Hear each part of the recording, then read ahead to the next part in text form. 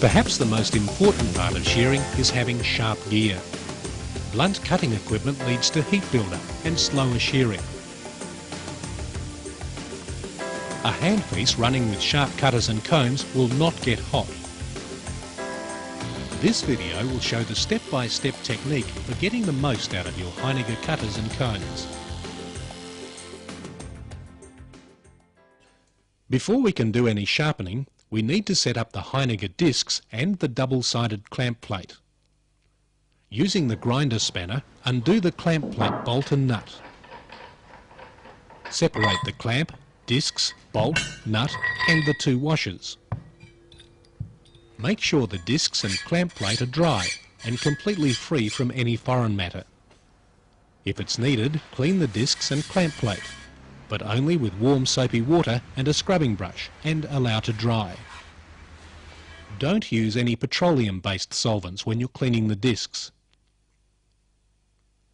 Put one of the washers on the clamp plate bolt and put one disc over the clamp plate bolt, grinding side up.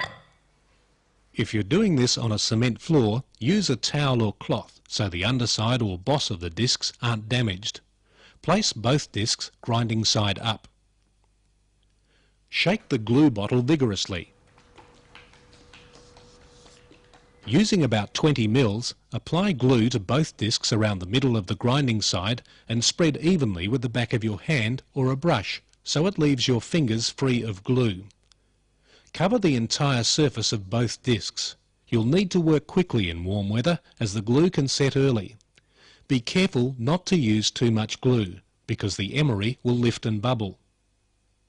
While the glue's still wet, put the fine emery, smooth side down, over the clamp plate bolt and let the smooth side of the emery rest on the glue. Don't spin or twist the emery on the glue because this will also cause bubbles or lifting.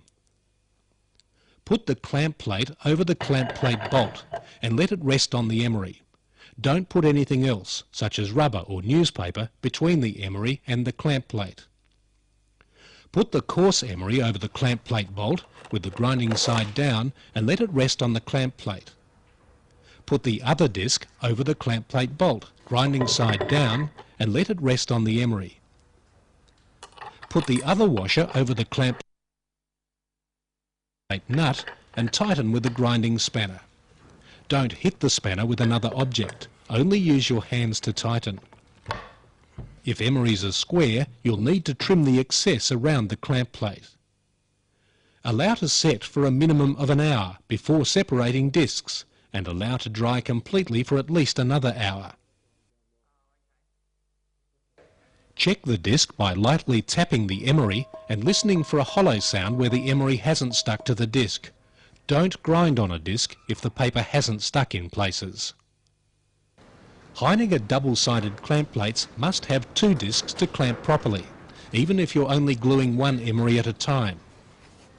Check the boss and flange of the disc and check the grinder for any foreign matter such as excess glue. Place a disc carefully onto the grinder, followed by the washer and then the nut, and tighten with the grinder spanner. We now need to set up the grinder to grind combs. The pendulum pins will need to be in the up position. Attach the comb to the pendulum pins and hang the pendulum from the hanger. Adjust it so the heel of the comb hits the disc first. With the heel of the comb just touching the disc, adjust the pendulum hanger to make the tip of the comb to be 1.5 mils or a match thickness away from the paper. The grinder is now set. Remove the comb from the pendulum, making sure you keep the pendulum pins to the up position. And put the grinder gauge on the pendulum pins, making sure that the smallest end is nearest the grinder shaft. Place the comb on the pendulum pins on top of the grinder gauge.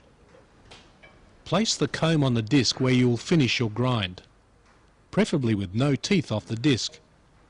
Now adjust the length of the pendulum up or down until the long line on the gauge runs through the centre of the motor shaft. Tighten the pendulum adjusting screw and remove the comb and the gauge from the pendulum. The pendulum length is now set. Emery sparks can cause serious eye injuries. Always wear safety goggles when you're grinding. It's important to grind in a balanced position. If you're right-handed, your right foot should be forward and it should be in line with your right shoulder and in line with the pendulum. For grinding combs, use the disc with the coarse emery. Turn the grinder on and hold the pendulum with the knuckle of your index finger directly under your thumb, like this. Now land the comb onto the disc. Using good, very firm pressure, move the comb from the inside to the outside. Take the outside 3 teeth of the comb past the edge of the disc. This is very important because it ensures the paper is worn down evenly. Grind back as close to the centre of the disc as possible. On a Heinegger grinder, grind until you hit the washer. It's very important to use all the emery. Now move from the inside of the disc to the outside without taking any teeth off the disc on the last stroke. This last stroke is important. Stop where you'll finish your grind and take the comb off the disc. If there's insufficient pressure on the emery, you'll get an uneven distribution of sparks like this.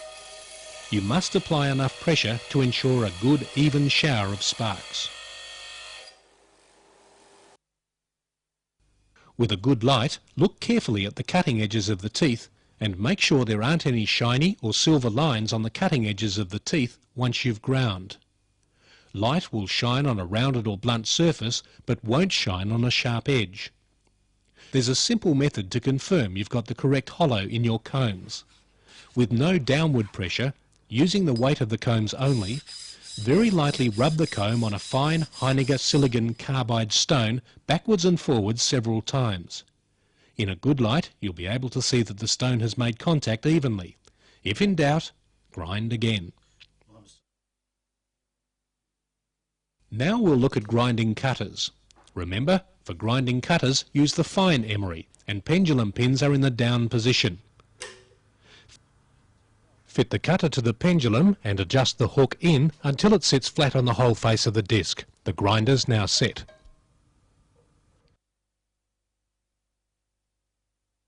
Take the cutter off the pendulum, leaving the pins in the down position, and fit the gauge.